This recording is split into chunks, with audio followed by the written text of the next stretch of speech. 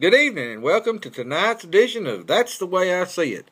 From the Fireman Cave here at the Hacienda, we're glad to be here. Tonight I'd like to talk to you about credibility.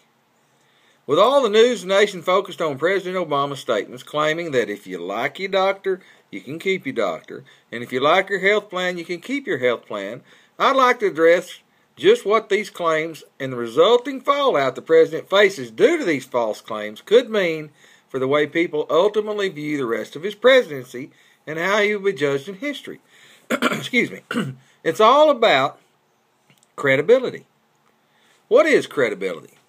Well, the simplest answer, which for me in most cases is always the best, credibility is believability. Can you believe what someone is telling you? Can we believe that what we're hearing out of the White House and from the president himself is true? Well, to address this, I would like to share a few stories that were paraded out there for the American people by the president and the White House when trying to sell Obamacare on the American citizens. First, Stanley Dunham.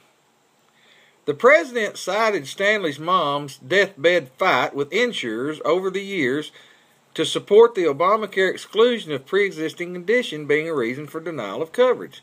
Now, that is the one part of Obamacare that I really agree with. I don't think you should be denied coverage if you have a pre-existing condition. Now, let's move on to my topic here, though. The president claimed that Stanley's mom's insurance refused to pay, and she died. Well, the truth is, she was never denied coverage, and the insurer did pay. And the only dispute in her case was related to a separate disability policy. Well, then let's move on. We have Otto Rads.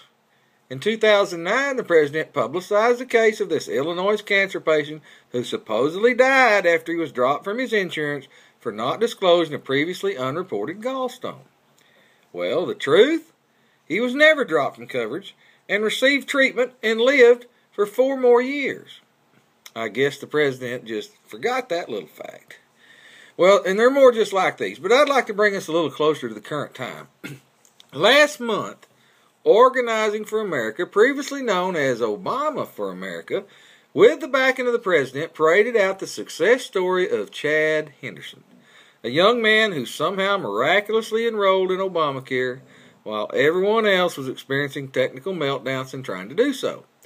Well, turns out old Chad was a volunteer for Obama for America who hadn't really enrolled in Obamacare after all. When asked for his explanation, he said, "Oh, I was just joking." And now, yesterday, the president reached out to the same organization that old Chad was volunteering for more success stories. Really? Well, the president seems to be trying his best to spin these things and more so downplay and change his very own words. Well, you might get away with that, Mr. President, if these were just hearsay opinions and stories. But it's hard to deny what millions of people have heard you say on repeated occasions with cameras rolling. Well, of course, except to those obviously delusional people who still, when confronted with the audio and video of you uttering the now famous, "If you like your doctor, you can keep your doctor. If you like your insurance, you can keep your insurance," who still doggedly turn a deaf ear to your words and say, "That's not what he said." Mr. President, that dog won't hunt, so let it go. I realize that Obamacare is your signature achievement, your shining moment in history, and that in your mind you feel you'll be forever remembered. I agree. It most likely will define your legacy. But whether that memory is in a good light or a bad light remains to be seen. But the actions you're taking now and the way you seem to be covering lies with more lies lends me to believe the latter will most likely be the case. You're gambling a lot by the words and actions you're taking now. Credibility. That's what it's all about. Can the American people believe you? Well, the evidence is out there for all to see. Your words will judge you. If you like your doctor, you can keep your doctor. If you like your health plan, you can keep your health plan. Period.